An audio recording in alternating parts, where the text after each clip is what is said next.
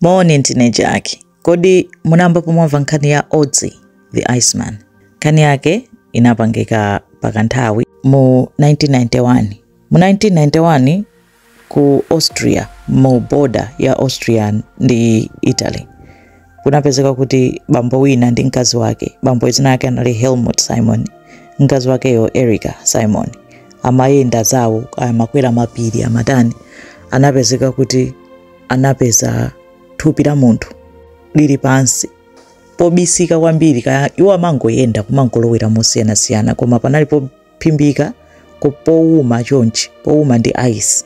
Munthu atakhala kuti oneka kuti anauma kalekale, ndiwo aja ananyamuka nkukapanga ripoti kuti tapeza thupi la munthu pakuti.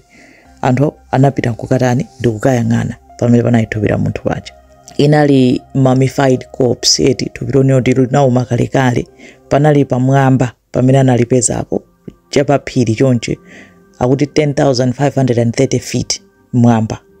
Poyamba ena ankati ya ndi thupi la Italian soldier, ena akuti ya isi soldier, chana alesa amangonena zake, koma mosakhalitsa chifukwa anazindikira kuti thupilo linali kalekale kwambiri, ndi zinayi zodabwitsa kuti linachitidwa preserve mene linalimo dziko la Austria ndi Italy linamba kukanganirana.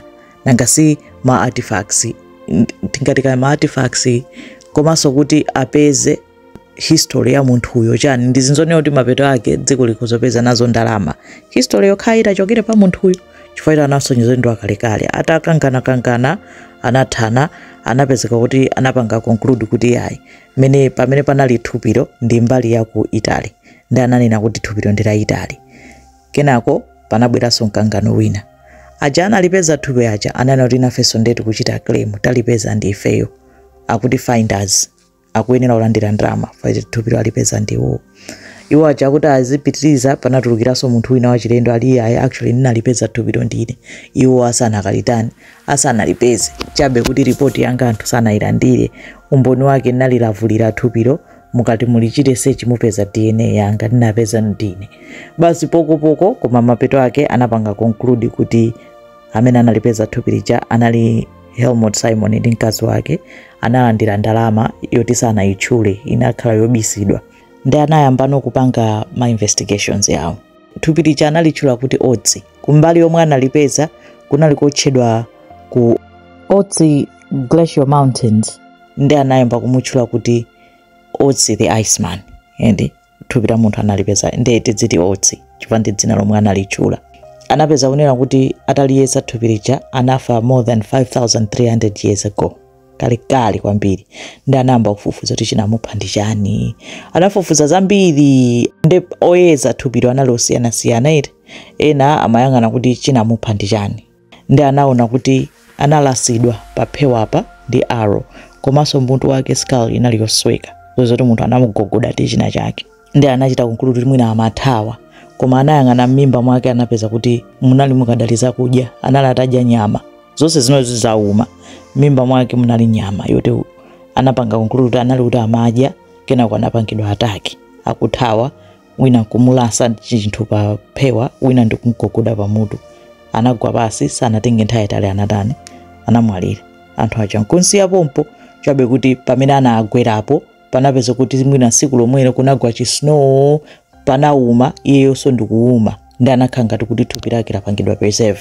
Koma chifukwa choti kunali kumapiri, anapeza kuti olodzimphepo chani anali pophimbika, powuma iyeyonso kuuma koma kuphimbika. Ndi anachitidwa mummify nkungokhala wongouma chonchicha. Imagine kuti analipo 3,000 years before Christ, ndi kalekale. Anamuyeza chilichonse ndi DNA yomwe, anamuyeza magazi ake, anayeza matenda amene anali nawo kuti anali ndi matenda osiyana-siyana, onena kuti munthawiyo sakanadziwa kuti ndi chani. Anapanga conclude kuti anamwalira, anaphedwa ali ndi zaka 45. Atanali ndi maso a brown, tsitsiso la brown. And anapanga conclude kuti ali moyo ankachita we 50 kgs.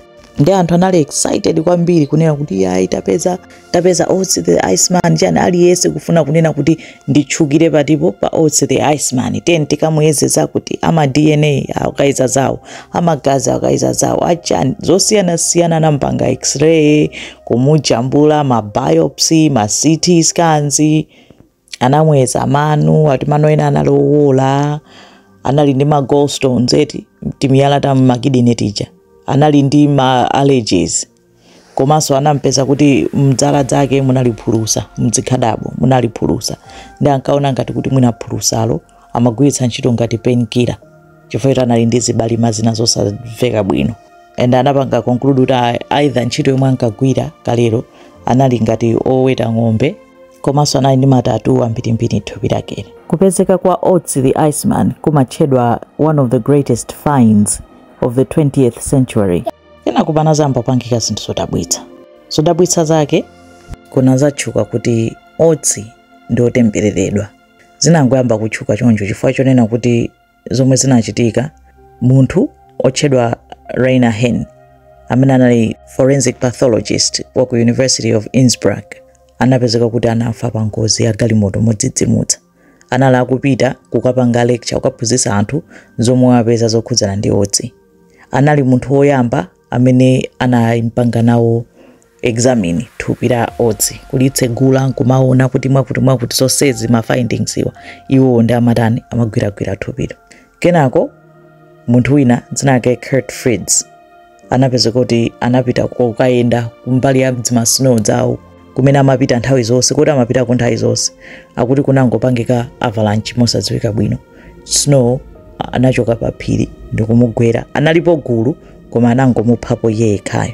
Kenako munthu wina dzina lake Rainer Holzo amene ankajambula documentary atamva kuti iye kwapezeka thupi chani, anathamanga ndi makamera ake amene anali pamene popo kumajambula chilichonse imene zikuyendera thupi likunyamulidwa ali kutani.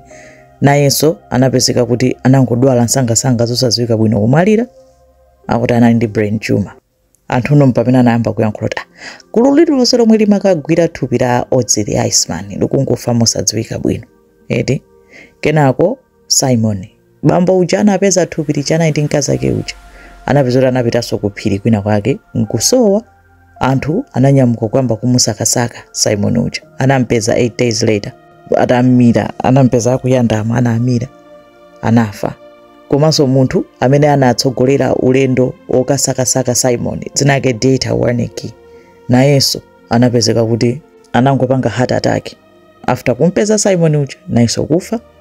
Kenako munthu number 6 anali scientist oyambirira wina amene ankapanga examine thupi la Otzi. Iyeyo akuti anali ndi multiple sclerosis. Ndezinatchuka kwambiri kuti iyi fanzi yomwe imapita kukagwiragwira thupi la Otzi lija akungomwalira one by one. Ndi scientist wina zinamutopesa kwambiri dzina lake Tom Loy, ndi anayankhula kunena kuti anthu angokhalira kunena kuti anthu akufa chifukwa cha choti Otzi anali yotembereredwa, ndi aliyense amene amakamugwira amakayandikira akumafa.